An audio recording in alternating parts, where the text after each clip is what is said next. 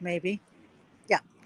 Okay. Hi, everybody. We're live from Jerusalem. This is Yehudis Shamroth from the Miriam Project at Ol Hour, introducing Rabbi Pinchas Winston on his weekly series on different interesting topics on the geula shalema and redemption and Mashiach. And tonight's topic is really a wonderful one. Looking forward to a few-part series on Kabbalah 101. Thank you for joining us, Rabbi Winston. Thank you. Okay. Really, it's kind of a misnomer because really there's no such thing as Kabbalah 101. It's like saying quantum mechanics 101. You can start off and try to explain things in a simplistic way, but the reality is that it's complicated. Stephen Hawking did a good job of explaining physics in everyday terms. Brian Greene also, I think his name was. They do good jobs with that, but the concepts are difficult. They are definitely still very difficult to understand and what they mean and how they apply, and even more so when it comes to Kabbalah, because at least with physics, quantum mechanics, and that is part of the physical world, and as abstract as it might be, you can find ways to try to represent it in terms of everyday terms. And I've seen videos that do exactly that. They're very, very clever. But it's very hard, in a sense, to represent the spiritual world in physical terms. We have all kinds of analogies, as the Chafetz Chaim pointed out, that the physical really, what happens in the physical world, like the telephone, the video, these all teach us things about the spiritual world. Like, for example, in his day, the telephone was already around for a while, but it's a video, so I don't know if it maybe videos, movies, but movies for sure. And he said that they asked him, so what does it teach you? And he said, it teaches you that what's being said over here can be heard over there. Yeah, so telephones for sure teach you that, meaning that you act down here, but Shemaim hears you.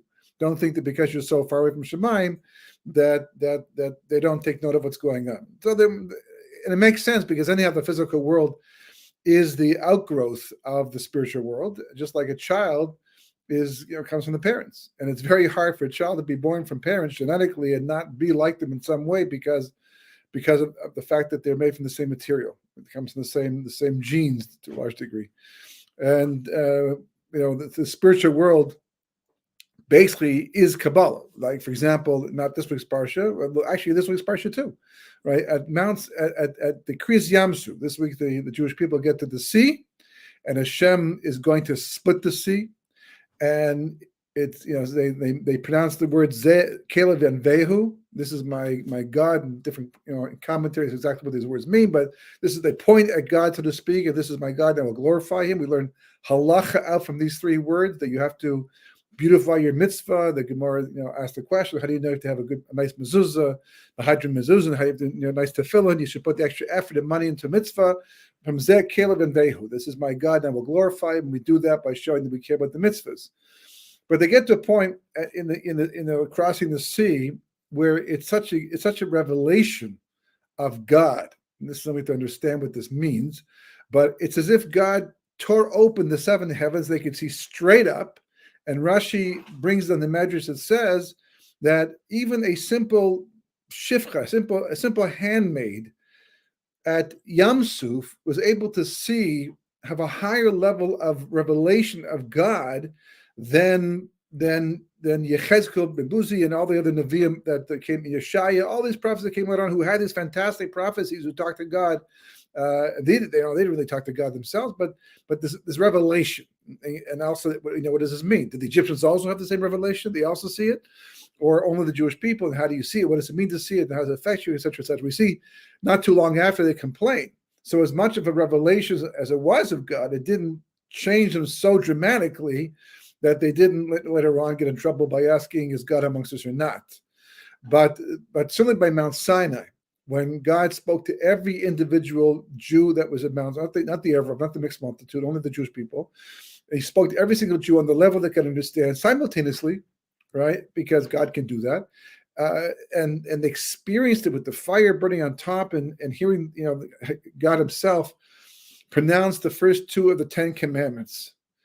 It's very hard to describe what that means because I'm talking to you and you're hearing my voice, and someone can say, "What did he say?" And you say, "Well, he said the following thing." And it's a human experience, all human. I'm human, you're human. Hopefully, we're all basically humans and having a human experience. But when God talks to you, what does that actually mean? We're talking about the infinite God. We're talking about the Almighty. who is omniscient and omnipotent, and all these other things we talk about him, who's above time. There's no such thing as past, present, and future by God. It's all the present. It's all one reality. We are inside of him. He's called a makom. One of the names for God is a makom, which means the place, because creation exists inside of him. He is the place of creation. He's not in creation. Creation's inside of him. And for him to communicate to us and talk to us is actually a mind-boggling experience. Just to feel his presence is an awesome experience. If you're having a great davening or a miracle happens to you, something that happens for you that or a really wonderful event that happens to you, you all of a sudden feel the presence of God if you're connected. If you see it as coming from God, as you see it as part of God's chesed to you, so you feel the presence of God, and it feels wonderful, and it's uplifting, inspiring, and many people have changed their lives because of it. But this idea of a revelation is really what we have to understand, because that is really what Kabbalah is all about. That's what Kabbalah is. Kabbalah is about the revelation of God. There's nothing else. Now, there's ways to achieve that. There's different techniques we can use to try to accomplish that. There's this plan and process for creation of elevating sparks and rectifying creation, and all that. And there's a lot of details, and more details than I could ever go into probably in the course of my entire life. If I started today, it didn't stop for years to come. Just so much. I mean, I opened some of these Sforim on Kabbalah, the Leshem or the Rizal, or even just the Zohar, and you see how much material there is, and that material has so much background information, which has so much background information. I can't begin to fathom and imagine how people learn all this, let alone know all this, and they can teach it, discuss it, explain it. You certainly require siyata d'shmaya, tremendous heavenly help, and you require basically ruach hakodesh. It has to be divine assistance, where God, it says that, for example, the Rizal, or at least the beginning of the Rizal, it mentions that it's coming from Yudis Galoria, who got it from Eliyahu Navi, who came and taught it to him. In the Zohar, you have different sections. One is called Rei Mehem. Rei Mehem means the faithful shepherd, referring to the Kabbalah that was taught to Rabbi Shimon Bar Yochai by Moshe Rabbeinu himself. How did he appear? How did he come? It's not clear to me, at least. Right, but this is a major part of what Kabbalah is all about: the revelation of God vis-a-vis those who act on His behalf and come to teach us what we need to know to be able to connect them at such a high level. That's why God made everything. He made the whole world, everything from the top to the bottom. And when we talk about the top to the bottom, we're not just talking about what we call Maisa Bereshis. Normally, when a person talks about creation, it's the beginning with Bereshis. Even if you want to talk about the Big Bang and what came before the Big Bang, it's still talking about Maisa Bereshis. Even if they're talking about billions of years, or it looks like billions of years transpired before the world came into existence as it is right now, you're still talking within Maisa Bereshis, within the Chumash, within that first 7 days. As Professor Schroeder points out in his book, a few books, but one of them is Genesis, the Big Bang. He shows how even according to science and according to Torah, the first days of creation, because the earth had yet to exist, at least in the full form it's supposed to be, could easily have been, longer in our term. 1 day, 24 hours, as the Ramban points out, but time is relative. And it's based upon various different factors, as Einstein himself pointed out.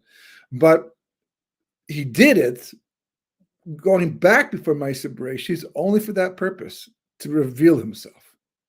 God wanted to reveal himself. What does that mean, to reveal himself? So step number one, let's just trace back how we got to where we are today, and what what's supposed to happen, and why what did happen happened, and where it's supposed to take us, and what does it mean in terms of the end of history at this stage of the game. This is the overall game plan for these sessions of classes, because ultimately speaking, you have to know what you're working towards.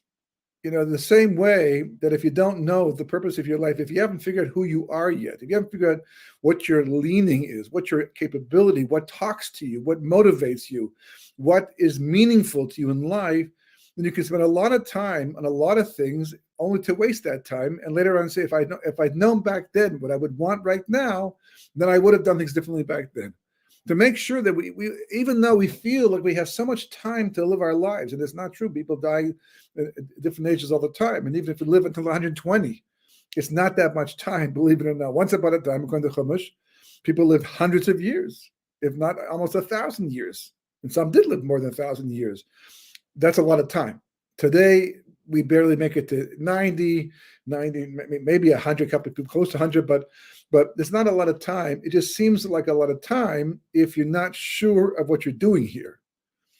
It's like somebody, who's sitting around, just reading magazines and passing the time because they have it, and only to find out that there was an assignment that was due that day, and all of a sudden they have no time. And even the time that they were looking at the magazines wasn't enough time. They need to start before that. If you understand what the purpose of life is, what your personal purpose of life is within the framework of all that, then all of a sudden it seems like we don't have much time at all. Here I am at my age, and I'm just looking at what there is to know and how much there's to accomplish, and I feel even 2 lifetimes would not be enough to get there. And the clock is ticking away, but you only have so much energy, so much time, so much ability, so much connections, so much resources. You have to do the best you can, but you can't do the best you can if you don't know what you're supposed to be trying to accomplish. Let's go back. The Leshem, Rabbi Shlomo Eliashiv, who I often quote, he explains that basically the first thing you have to know is that he starts off with a question. The truth is the Arizal is the one who starts off with the question, and then they move. He explains it. So the Arizal, Rabbi Yitzchak Luria's question is the following thing. He asked what's the purpose of creation? Why did God make all of this? It's so vast. We're talking about even the Milky Way galaxy is just a pinhead compared to all the worlds, all the levels of consciousness that God made to support all that. Our physical universe is huge to us, but it's small in terms of all the creation, which goes far beyond our physical universe. But even still, it's enough to awe us. It's enough to make us stand back and say, wow, this is amazing, what God has done for us and what he's accomplished. So why? Why did he do it? And the answer is a little bit strange answer at first. Obviously, it's the result. So it's not strange. It's strange because we don't understand at first what he means. But he says, because if it wasn't for the creation, then God's names wouldn't make sense. For example, his name, Yud Ke Vav Ke, which is called the Shem Havaya, because it's spelled Hey Vav Yud Hey, because we don't write the way, we don't pronounce it the way it's written today because of its holiness. In temple times we did, so it's called Havaya.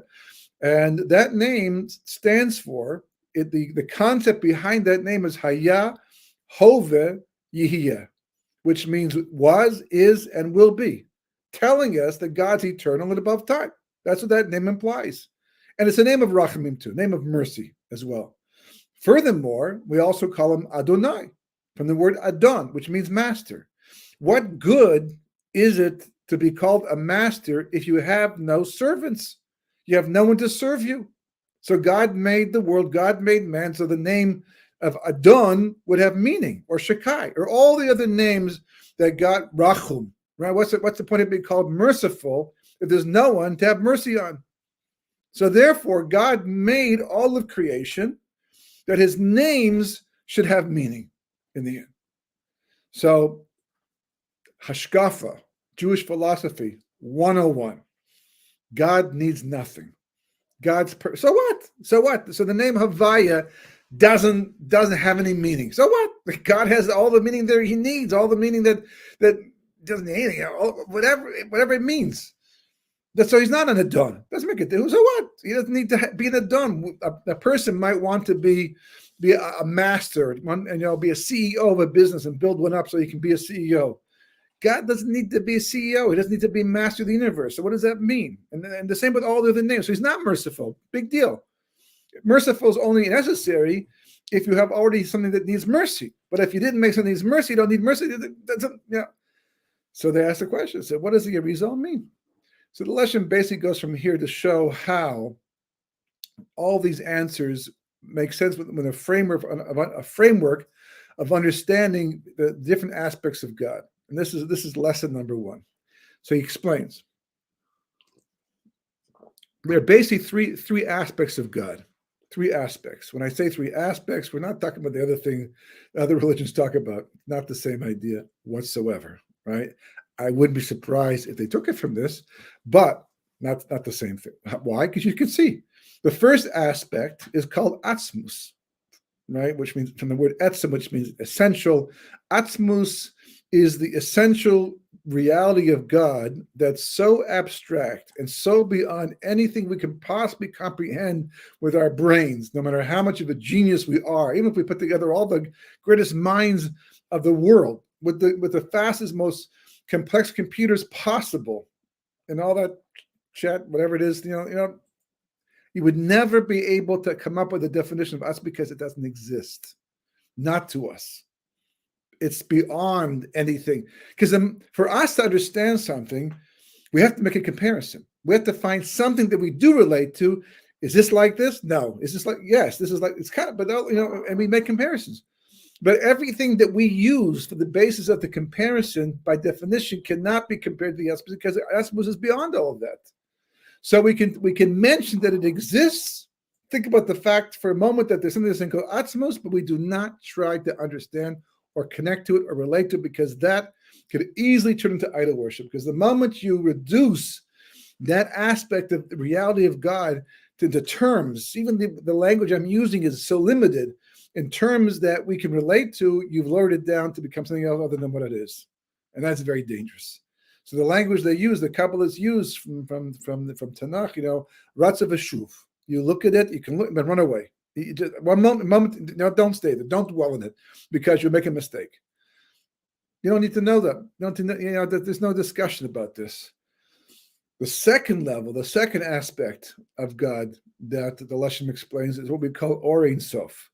Now, we always talk about the infinite God. God is infinite. He's infinity, all these different things, not like a line that's going in two different directions infinitely, but he's like everything is God everywhere. Even this world in which we live, which is finite, is really filled with the infinite light of God, because without the infinite light of God, nothing can exist. Well, how could you have something infinite inside of the finite?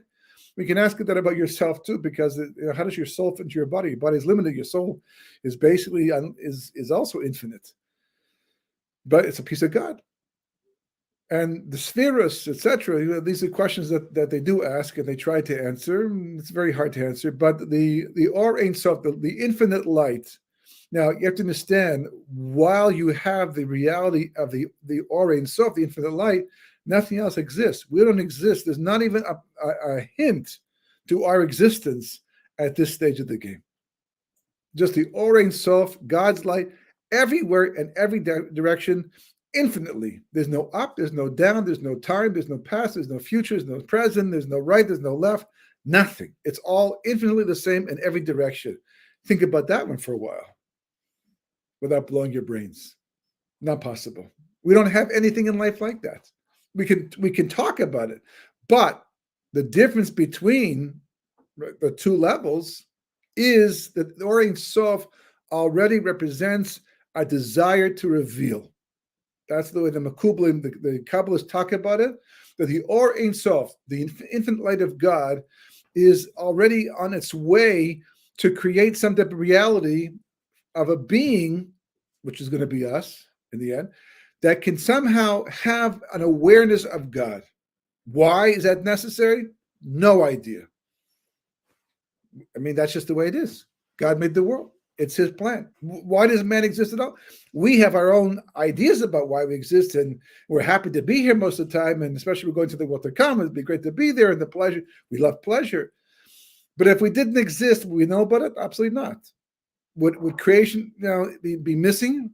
Well, I mean, that's an interesting question to ask, because God doesn't do anything just for the heck of it. He does it because somehow that's ultimately meaningful to him, to us, to whatever. Right, but it's not. We can't understand that one day we'll have a whole different perspective. When we get to the world to come, and we see the world from a much higher level than we are right now, then we will have a better perspective as to why we existed at all in the first place. All we know for the time being is that we're here, and not only do we know that we're here, we know that we're here for a purpose. How do we know that? Because God told us. Without God, we might have figured it out. Abraham did, but we certainly, the average person, no. We required the Torah to be given to us because people were just, diddle-daddling around, just running around, doing whatever they wanted, whatever felt good, with no sense of purpose. Even this very day, the world is filled with people who have no real ultimate sense of purpose. They're just here. That's all they know. And having either a good time or a bad time, or try to have a better time. And that's all life is for them. They have no sense of ultimate destiny of where creation is supposed to be going and what we're supposed to accomplish as a world. The Jewish people specifically, and then the rest nations of the world as well. So, Or Ein Sof, stage 2, is God's desire to reveal himself. Nothing that exists to reveal to, but that's where it's going. Stage 3. Okay, so now God is prepared, whatever that means. Because it's kind of hard to talk about time-related things like he's prepared. Like yesterday he wasn't, today he is. But there's no time. It's all infinite. So how is it? Yes, it doesn't too much. Right? Like it blows the circuits. But that's what we're told. I'm giving over to you. I'm talking to you in the language that God used to talk about himself. Without that, we have nothing in the end. Without these, we can't make it up. Really can't.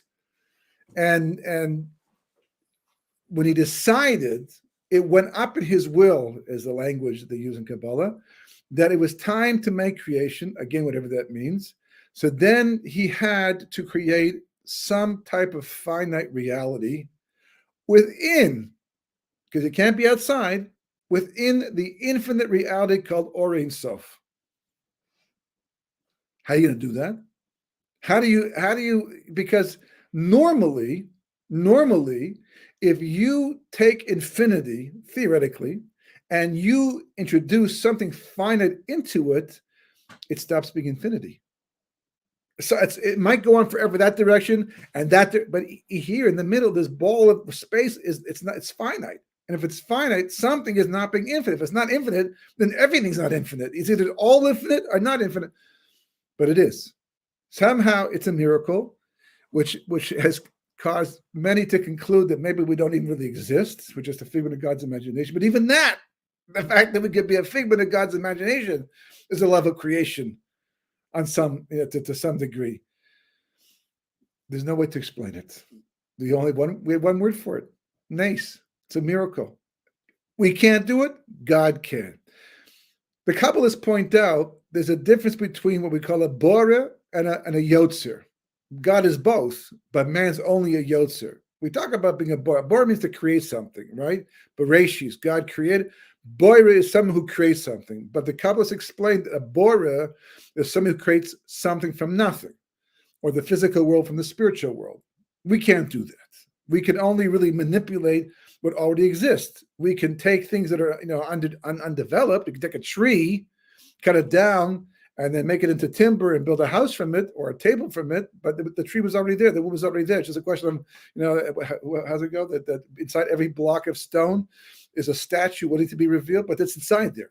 The stone is there. The potential is already there. That's all we ever do. We're manipulators. We're formers. We take what exists. God, on the other hand, he can do something from nothing.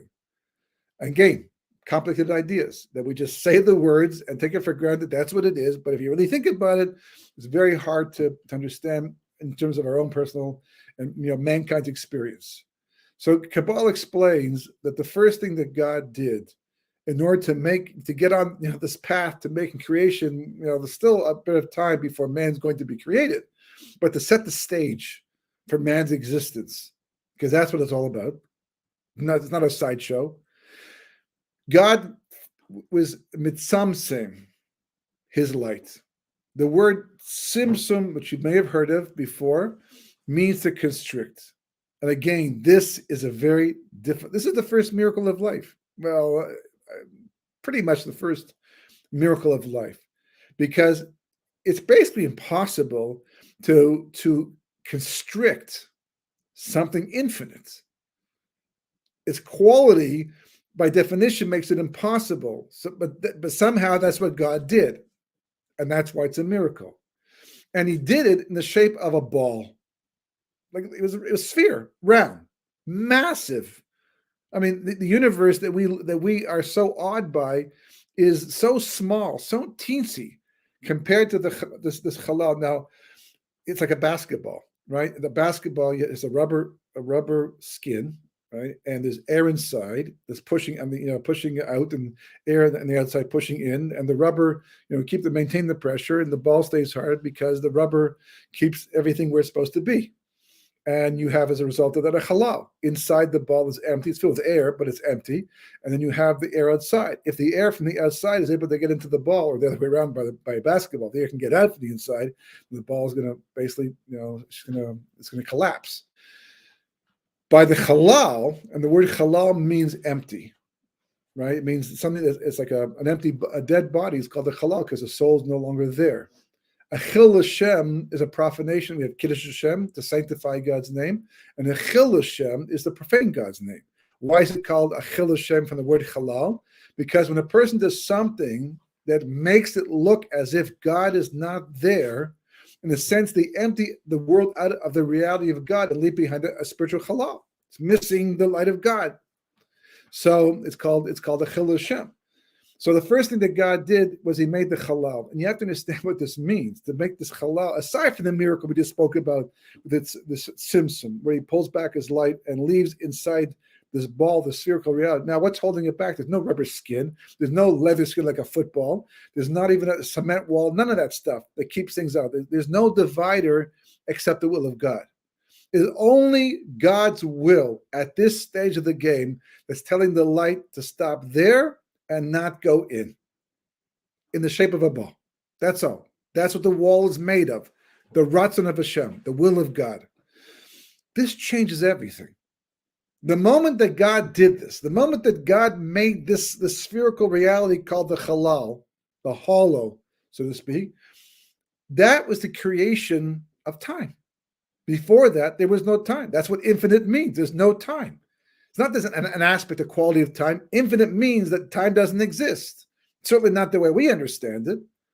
But the moment that God made the halal, and there was a separation between outside and inside, so measurements could finally exist. That was the creation of gvul, of boundary, of midot, of midah, of measurement, of zman, time, with the creation of this halal, which is only being held, in place by the will of God. And because of this, you can now have, for the first time, up and down, right and left. Direction makes a difference. Time makes a difference. Measurement exists and makes a difference. Because our whole world is built on that. Time is essential for the existence of everything. Without time, there's no existence at all. There's not in physical existence, not the way it exists. So when God did that, he created the halal. So then he made possible also the revelation of his light. Meaning that in the Or Ein Sof, you can't not have a revelation of his light. It's the light is everywhere. There's nothing to reveal because that's all there is. Inside the halal, because God held back his light, he pulled it back. He constricted it and made a place that was devoid of such a high level light. So now you could have light that comes and goes. It can be revealed or unrevealed.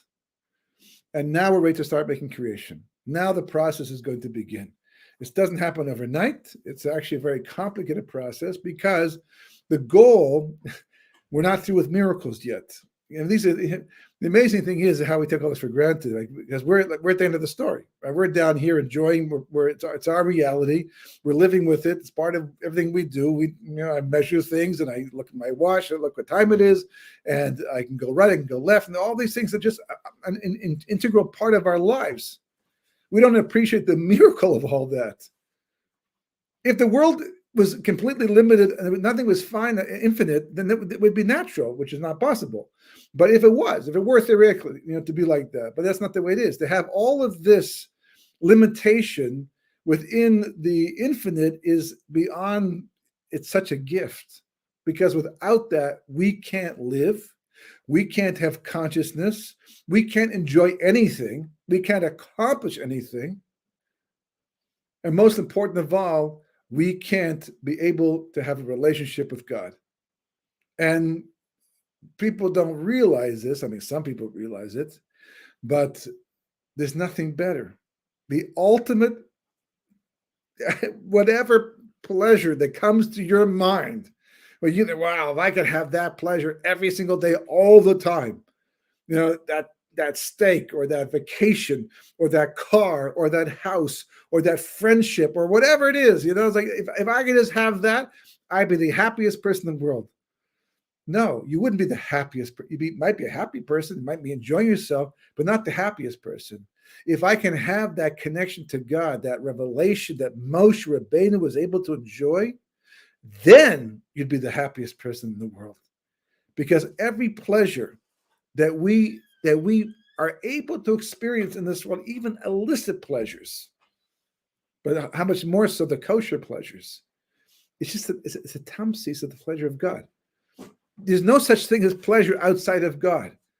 Whatever it is, it could be a steak. It could be sitting in the sun, getting a suntan. It could be, going for a jog and working at it. Whatever pleasure that you are experiencing is a very difficult concept to get across, and certainly one very hard to sell, especially to the world today. But anybody who's gone the distance to find out that this is true will tell you, yeah, it is. It doesn't mean that you drop every other pleasure, but this is, by the way, is one of the reasons why a lot of people do.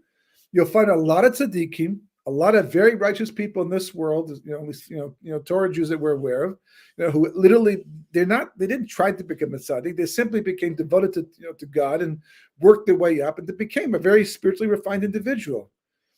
And they have almost no desire for almost the most basic commodities that we can't live without, to enjoy ourselves in life. And we look at their lives from the outside, and we're saying, how do they live like that? Well, they're tzaddikim. Tzaddikim, they're just passing through. And the famous story of the Chafetz Chaim, who once someone came to him, and they visited him in his house. In his house, they didn't have much at all, not even bookshelves for Sforim. And the person asked why the Chafetz Chaim, because as a Chafetz Chaim, people would gladly buy him bookshelves and support him, as they do other leaders. And he asked them, why is it that you don't have furniture like the average person might have, even basic things? And he asked the person and said, well, tell me, where's all your belongings? He said, well, they're at home. He said, why did you bring with you? He said, because I'm traveling. I'm just passing through. I can't take anything with me. So he says, so am I. I'm just passing through this world. So why do I, have to, bog myself down and take unnecessary loads with me and slow myself because I'm just passing through. I'm going to the next world. So we look at these people, we say to ourselves, yeah, but what are they really saying? They're really saying this is torture. I have a much better time doing what you're doing, but I'm a tzaddik. And I know that the real pleasure is in the world to come. So I'm prepared to sacrifice my pleasure in this world for the pleasure of the future, which is going to be beyond comparison and imagination. No, that's not the truth. They are there's Ivdu Es Hashem B'Simcha. We have a mitzvah to serve God with joy, even more so if you're a tzaddik. We have a mitzvah to taste everything in the world, a mitzvah to enjoy yourselves, because we know that human beings have to be happy to properly serve God. To have a connection to anything, you have to be in a good state of mind. So to make yourselves, we don't believe in aesthetic lifestyle just for the sake of denying yourself things you actually want in the end. We see what happens to people who do things like that. There's usually a backlash. It's even worse in the end. So then what's with them? No, you don't understand. They have tremendous pleasure. They've got the greatest pleasure of all. They have a connection to God. They're getting Moshe Rabbeinu. Next week's parsha, but we'll talk about it. Later on in Parshas Eikev and Devarim. So he goes up at Mount Sinai, and for 40 days and 40 nights, he doesn't eat and drink. He comes down the mountain. He looks fantastic. Does not look any worse for the wear. He certainly has lost any weight. He's great. He's fine, but not because because he didn't eat. He didn't have to eat because everything he got, as God says in Parshas Eikev, came directly from God to him. We, on lesser levels, those of us who are not tzaddikim, are forced to have to use an intermediary to get to the pleasure of God. That's what we're doing. We have to literally, get involved in the physical world because God has put his sparks and his light into fruit and vegetables and all kinds of delicious foods and experiences. And for us to get to that aspect of God, we have to go to the physical. So we want this, we want that, and without this we have. But it's the same pleasure. Tzaddikim, they don't have to.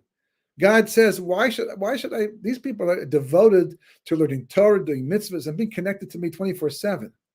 So why would I slow them down by forcing them to have to go out and get pleasures like everybody else?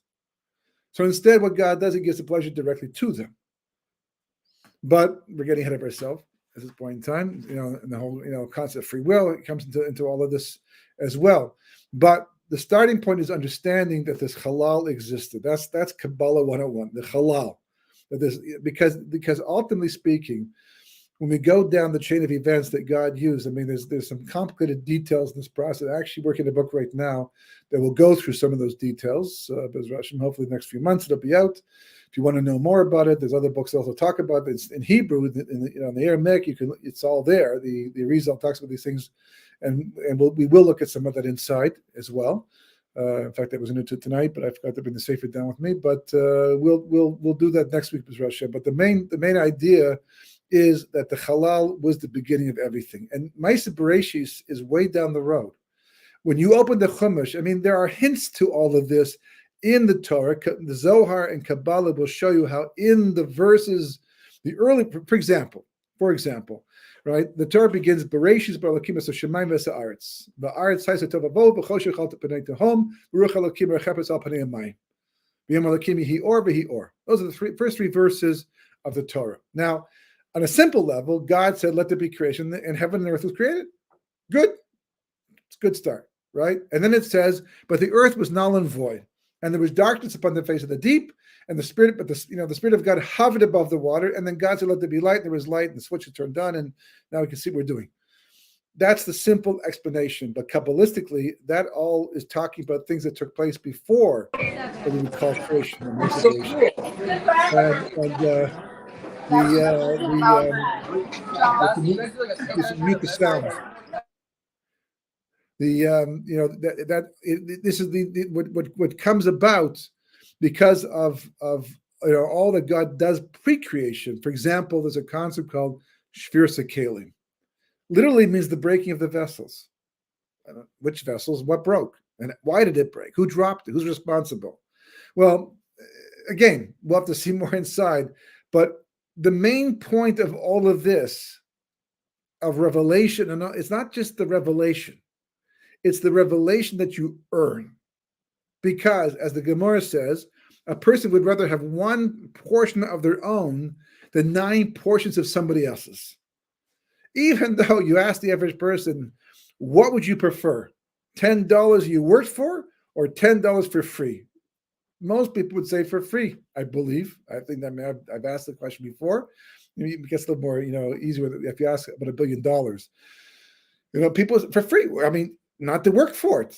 But the reality is that's just the Yetzer Hara speaking. Because the Yetzer Hara is a slouch. He doesn't want to work for things. He wants everything handed over. He wants physical pleasure. He doesn't want to have to accomplish. Doesn't get off the sofa and do things.